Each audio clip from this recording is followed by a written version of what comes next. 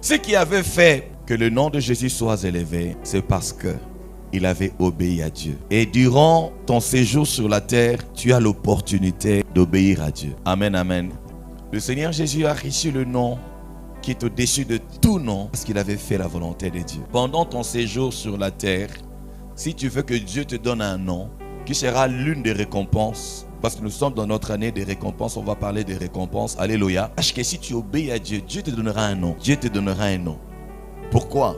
Parce que nous sommes frères de Jésus. Nous ne pouvons pas être ses frères sans avoir aussi un nom comme lui. Mais cela ne sera possible que si nous faisons la volonté de Dieu. Voilà pourquoi nous clôturons cette première semaine. Je vais parler de commencer à faire la volonté de Dieu. Commencer à faire la volonté de Dieu. Vous savez, la Bible nous dit que dans Lamentation de Jérémie, la Bible dit que les bontés d'Éternel se renouvellent chaque jour. Moi, je me posais la question, pourquoi est-ce que Dieu renouvelle toujours ses bontés, ses compassions chaque jour? Pourquoi? Pourquoi est-ce que Dieu ne fait pas de sorte que ses compassions restent seulement là, mais il renouvelle?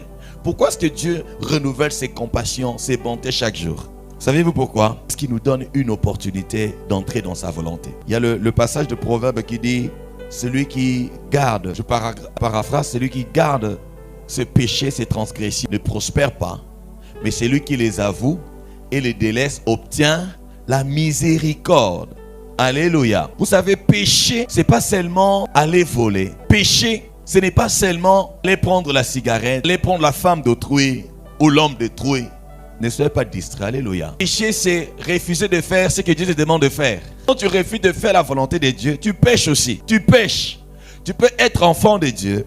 Tu entreras aussi au ciel, mais il y aura des récompenses que tu ne recevras pas. Parce qu'il y a des choses que Dieu t'avait demandé de faire que tu n'avais pas fait. C'est un péché. Là pourquoi chaque jour, Dieu nous renouvelle ses bontés et ses compassions afin de nous permettre à chacun d'entre nous de pouvoir se recadrer, de pouvoir se repositionner, de pouvoir se repentir. S'il y a quelque chose que je refusais de faire suivant la volonté de Dieu, que j'apprenne à pouvoir le faire.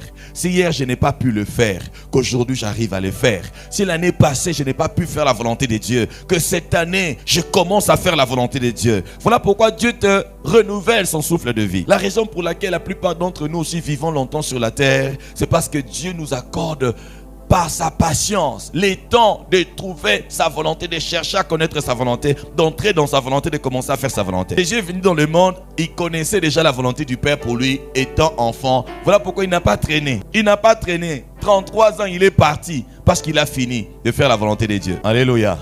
Élie, quand il a voulu la mort, quand il fuyait